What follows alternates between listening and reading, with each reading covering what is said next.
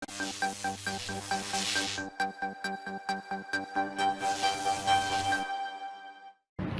kenal Allah, kita akan kekal dalam ibadat dan kita akan salli ala Sayyidina Muhammad, tidak akan melakukan maksiat. Kata Nabi SAW, salli ala Sayyidina Muhammad, idza lam tastahi fasna' ma syi'ta. Kalau kamu tak malu, kamu buatlah ikut suka kamu. Kalau kamu tak malu, buat ikut suka. Ni cerita orang kenal Allah, salli ala Sayyidina Muhammad. Malu ni kata ulama, salli ala Sayyidina Muhammad, yang pertama dia mai cara fitrah. Mai cara fitrah ni macam mana? Memang daripada kecil kita beranak-beranak ada dah sifat malu dekat dalam kita. Ulama sebut, kalaulah sifat malu ni kita bawa sampai ke tua, maka kamu akan jadi orang yang paling baik dan paling soleh. Sifat malu yang Allah install siap-siap dalam tubuh badan kita ni, kalau kita boleh bawa sampai tua, kita akan jadi orang yang paling baik. Sebab sifat malu yang Allah masuk kat dalam kita ni sempurna elok dah. Cuma apa? Bila kita makin besar, kita terpengaruh dengan orang sekitar kita. Kita terpengaruh, maka sifat malu tu makin hilang. Kita makin duk buat dosa. Mula-mula buat dosa rasa malu, tapi makin buat, makin hilang sifat malu tu. Faham tak ni? Yang kedua, kata ulama, sifat malu yang terbina dengan usaha. Terbina dengan usaha. Usaha macam mana? Usaha untuk kenal Allah. Macam mana nak kenal Allah ni? Duk mengaji lah. Dulu-dulu waktu tak mengaji, ya Allah, tak malu, buat ikut suka. Apa dia nak buat ikut suka dia? Ingat tak zaman tu muslimat rambut nak macam tu Kak Limah tu. Zaman pakai skirt pendek, wah, faham tak? Zaman kita duk pakai seluar dengri, kasut tinggi. Nak salih ala Muhammad. Waktu tu kita buat apa kita suka. Kita bukan segan malu apa pun. Siap tulis dalam Facebook lagi, siap tulis WhatsApp lagi, pi disco. Ambil gambar depan disco lagi, buah semua tu. Salih ala Muhammad tuan. Ambil grup. Duduk dekat atas meja, duduk di meja dalam disco, duduk karaoke apa semua. Tunjuk kat orang semua. Sikit pun tak malu. Pasal apa tak malu? Sebab dia sangat jauh daripada Allah dan dia tak kenal Allah. Tiba-tiba Allah bagi hidayah, boleh main masjid dah, boleh main kuliah dah. Dia mula letak ketayak atas kepala, boleh mula ikat-ikat serban sengit-sengit. Ha nak? Waktu tu dah mula malu dah sikit. Dah kenal Allah, mula malu dah sikit. Malu yang macam mana? Malu, mula-mula peringkat dia, malu buat maksiat depan orang. Tapi belakang orang, buat lagi. Tu pinggir okey dah sikit tu. Tuan-tuan tahu tak lah ni? Kalau Facebook tu dia akan keluar balik memori 4 tahun lepas, 5 tahun lepas. Tahu tak? Today 5 years ago. What happened today 5 years ago? Duk karaoke. Macam tu. Ni ketayak atas kepala dalam ni. Gambar keluar balik tengah duk menyanyi lepas tu. Tuan-tuan kelang kabut cari nak sembunyi, tak mana nak hide, tak mana nak delete lagu, mana kelang kabut takut orang tengok. Kawan-kawan yang masjid semua tengok keluar balik gambar tu. Buah gambar terkejut. Allah Rabbi salli ala Muhammad. Tuan-tuan, mula meninggalkan maksiat di depan orang. Belakang orang buat lagi. Tapi makin duk mengaji lagi, dah makrifah dengan Allah, makin kenal dengan Allah, mula tuan-tuan meninggalkan maksiat. Bukan hanya di belakang orang, bukan hanya di depan orang, belakang orang pun mula tinggal maksiat dah. Waktu ni sifat ihsan dah mula masuk dalam diri dia. Maksiat bukan hanya buat depan bukan hanya meninggalkan maksiat di depan orang, belakang orang pun dia dah tinggalkan maksiat. Kita harap kita duk level tu lah ni. Kita harap dulu. Tapi duk berasa baru duk level 2 tadi ni. Duk berasa macam tu. Belakang-belakang orang duk buat agak kadang-kadang. Ada lagi perangai-perangai lagu tu. Faham tak sekalian? Sepatutnya lah ni duk mengaji ni, kita ni mengaji dah berapa tahun dah duk sila depan tok guru ni tuan-tuan. Sepatutnya belakang orang pun tak buat maksiat dah. Jaga. Ingat Allah duk tengok dia. Faham? Mai lagi peringkat lebih tinggi tuan-tuan, subhanallah, salli ala Sayyidina Muhammad. Dia malu. Malu apa? Malu untuk meninggalkan kebaikan sebab malu kepada Allah. Sembahyang sunat, aku 2 rakaat tahajud pun tak buat ni, malu ke Allah. Malu ke Allah. Tahajud pun tak boleh nak buat. Allah bagi nikmat macam-macam, tahajud pun tak boleh nak bangkit, malu ke Allah. Faham tak? Ni sembahyang sunat 2 rakaat ni, subhanallah, lepas mayang nak bangkit 2 rakaat mayang, mula berasa macam nak bangkit terus yo. Tapi malu ke Allah. Allah bagi aku boleh main masjid, Allah bagi aku main mengaji, tapi tiba-tiba Sampai nak bangkit 2 rakaat pun tak boleh ni. Malu ke Allah. Bangun sembahyang. Faham tak sini? Itu peringkat hebat tu. Lagi tuan-tuan sekalian, peringkat lagi tinggi pada dia. Malu untuk meninggalkan, walau malu untuk melakukan, walaupun perkara itu harus pada syarak. Benda tu boleh je, tapi tak, dia tak mau buat pasal malu.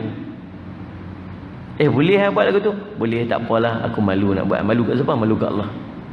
Mandi telanjang harus. Faham tak? Tapi dia malu, malaikat tu tengoklah, ya Allah tu tengok, dia tak mau buat. Faham tuan-tuan? Peringkat malu ni dia main dengan makrifah pada Allah. Yang pertama sekali, alangkah cantik kalau setiap orang dalam hidup dia membesar dengan dia kenal Allah, maka dia akan jadi umat yang paling baik. Yang kedua, ilmu yang wajib dia belajar, nama dia tuan-tuan, ilmu tentang ibadah. Ilmu tentang ibadah ni kita kenal dia sebagai ilmu fiqh. Dah kenal dah Allah tu macam mana, dah kenal dah apa yang Allah nak daripada kita, dah tahu dah pasal apa Allah jadikan kita, apa tujuan Allah jadikan kita, dan apa yang Allah duk perhati kita, dan apa yang Allah nak daripada kita, dah kenal dah. Maka belajar pula macam mana cara untuk kita buat ibadah kepada Allah yang telah kita kenal tu. Kalau ikut susun tu cantik ya.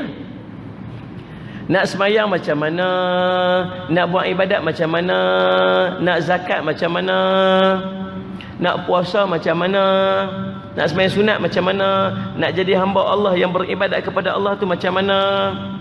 Ilmu tentang ibadah, terutamanya ibadah-ibadah wajib, iaitu solat, puasa, zakat dan haji. Sallallahu alaihi wasallam Muhammad. Tuan-tuan, semalam saja duk tengok video gitu, depa duk share. Ada yang duk cerita tentang sallallahu alaihi wasallam Muhammad. Kita ni nak mengaji semayang, nak semayang, kita kena ada ilmu, dia kata. Kena cari ilmu. Semayang kita rupa-rupanya kita duk buat amalan semayang daripada dulu tak betul. Tak betul, dia kata. Kita kena cari ilmu. Semayang tak betul. Dia kata semayang baca doa iftitah tak betul. Kalau baca Allah Akbar kabira, alhamdulillah katsira, subhanallah wa wasilah, baca yang tu sudahlah. Janganlah baca wajah tu wajhil ladzi fataras samawati wal ard. Tu dah sambung lagi satu dah. Tuan-tuan, dia cakap ikut-ikut sedap-sedap dia aja, subhanallah mustajab. Kemudian pula kata apa tuan-tuan musalli ala Muhammad? Dia kata apa? Orang perempuan semayang, mana ada beza di antara semayang lelaki dan semayang perempuan? Sama saja. Ni saya nak beritahu ni, tak ada beza, dia kata. Tuan-tuan, ya Allah, Rabbi musalli ala Muhammad. Ulama susun, ulama-ulama salaf, Imam Malik, Imam Syafi'i, ulama salaf ni ulama yang duduk dalam range 300 tahun daripada kerasulan Nabi sallallahu alaihi wasallam. Depa susun perbezaan di antara solat lelaki dengan solat perempuan. Ada beza dia. Siapa yang susun ni? Ulama salaf yang hampir kepada Rasulullah. Tiba-tiba kita ni yang duduk pada zaman khilaf ni, yang tak mengaji terang mana ni, kata apa? Tak ada beza pun. Nabi buat macam tu, satu je Nabi tu. Pasal apa nak tiba-tiba ada lelaki beza? Ada beza lelaki perempuan apa semua? Saya nak cerita apa? Tuan-tuan, betapa orang duk serabut dengan ilmu lah ni pasal duk buat amal dalam keadaan tak ada. Sallallahu alaihi Muhammad. Dia baca macam ni, tak betul lah. Ni hadis ni sebut macam ni.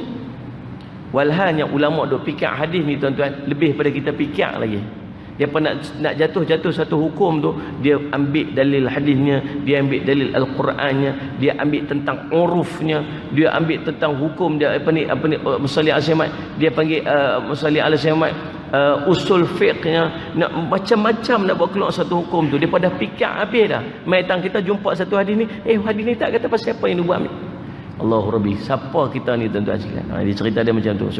Tuan-tuan, nak beramal biar dengan ilmu. Sallallahu alaihi Muhammad. Terutamanya ilmu berkaitan dengan ilmu ibadah. Sebab tu tuan-tuan, wajib mengaji fardu ain. Dalam fardu ain ni tuan-tuan, dia ada taharah, dia ada bab bersuci.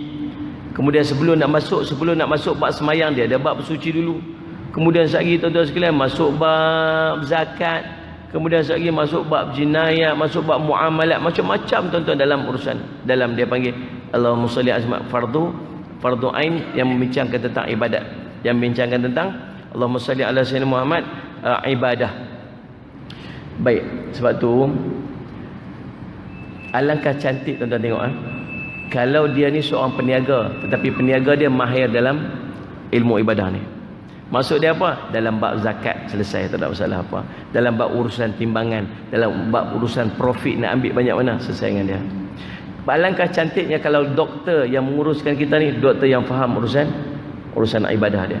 Pasal apa? Pasal dia tahu had aurat dia dekat mana, yang mana yang dia boleh. Kalau dia nak deal dengan seorang doktor lelaki, nak deal dengan patient ataupun apa ni Musalli Zaman, orang perempuan, apa had aurat dia, macam mana urusan dia boleh buat, takat mana, macam mana disebut sebagai mahram, macam mana disebut perlunya ada mahram yang duduk bersama dengan dia, macam-macam benda tuan-tuan sekalian. Dia akan selesai kalau yang buat urusan itu ialah orang yang mengaji dalam bab ibadah.